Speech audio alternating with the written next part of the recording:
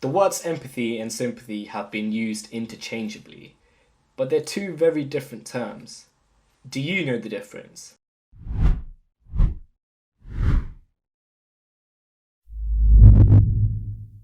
So if you look at the GMC's 40-page PDF, The Good Medical Practice, you will soon realise how important showing empathy is as a doctor or any healthcare professional really. But coming back to the interviews, knowing the differences between these two rather similarly sounding words is extremely important, as mixing up the two definitions can get quite bad. The worst case scenario would be to unknowingly give a great answer that shows sympathy to a question that's asking you about empathy, which you'd be surprised to know happens quite a lot. I've seen it happen so many times when I was conducting mock interviews, for example. So if you're unsure between the two terms, this video is just for you. And even if you think you know it, you can validate your understanding and feel quite chuffed about it when you get it right. This video will be defining sympathy and empathy before it introduces a couple more terms that tie in with empathy for complete understanding and transparency. Okay, let's get into it. Let's first start off with the similarities. They both end in pathy, which is Latin for feeling or suffering. I haven't done Latin, by the way, I just got off Google. So both of these words have to do with the ability to feel understanding, but that's pretty much about where the similarities end. Let's first talk about what sympathy means. I'm sure all of you have used the word many times on a regular basis. Sympathy is a feeling of care or concern for someone, often someone close to you. This is also accompanied by a wish to see them better off or happier, but that's pretty much it. In simpler terms, being sympathetic to someone is you telling them that you care about their suffering or you care about how they're feeling in that moment in time. Hi, I'm one of the doctors. How can I help you today? Yeah, so my rheumatoid arthritis has gotten really bad recently and I just can't even hold my racket to play tennis anymore. And it's just really affecting my quality of life. Oh, I'm so sorry to hear that.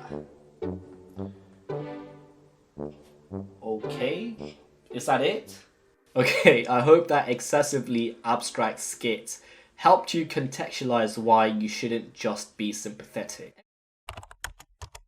Empathy, on the other hand, is much more intimate. It can be defined as a person's ability to recognize and share the emotions of another person. It involves first seeing someone else's situation from their perspective, and second, sharing their emotions like distress or sadness.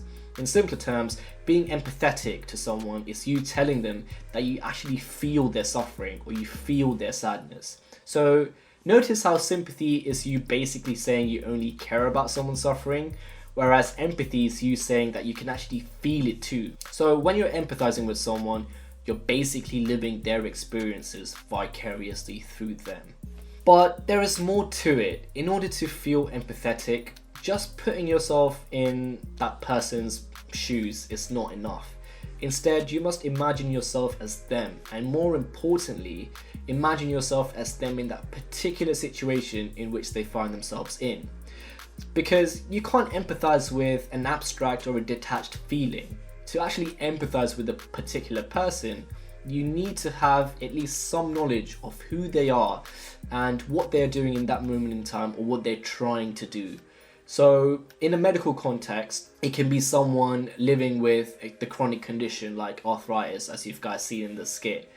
In order to feel empathy here, you need to know how well they were in the past pre-morbidly, which means before they had the arthritis, and how much their quality of life has deteriorated as a result of their ongoing condition. So you need to be able to know that in order to really feel connected to their current situation. This can be usually done through simple but effective patient history taking.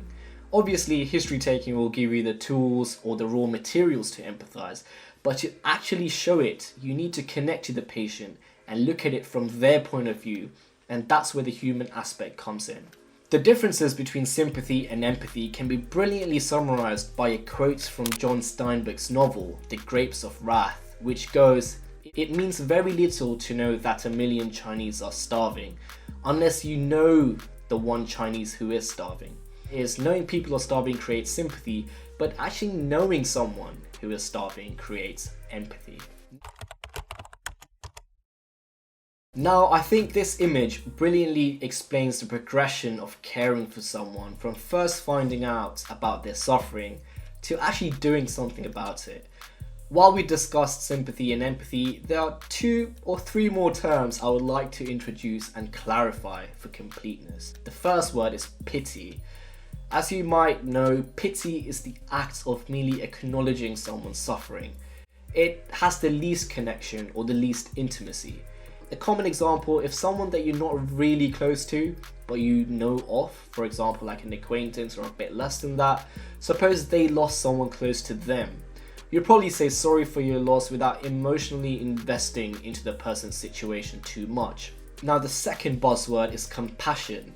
Empathy can lead to compassion, which is a feeling that acts as a catalyst to an action that relieves the person from their suffering. Take the previous example. If the same person who lost a close one was your close friend, you will immediately show sympathy. You may even cry if they're crying to better reflect their emotions. This is you showing empathy because you can feel their suffering. And then you may try to divert their thoughts to something more positive, obviously after giving them some time to grieve and come to terms with the loss. This is you being compassionate because it's leading you to an action in order to alleviate their suffering. Compassion is one of the main motivators for altruism. Altruism is basically acting to help someone at some cost to yourself.